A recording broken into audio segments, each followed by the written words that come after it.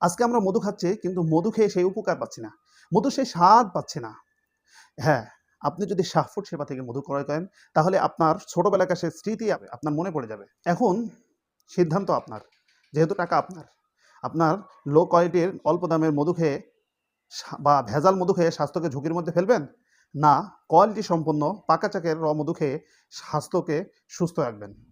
যেহেতু মধু আমরা সবাই পছন্দ করি, আমি নিজেও একজন মধুপ্রেমী। কিন্তু মধুপ্রেমী হওয়া সত্ত্বেও আমি শুধুমাত্র খাঁটি মধু না পাওয়ার কারণে সবসময় মধু খাওয়া হতো না।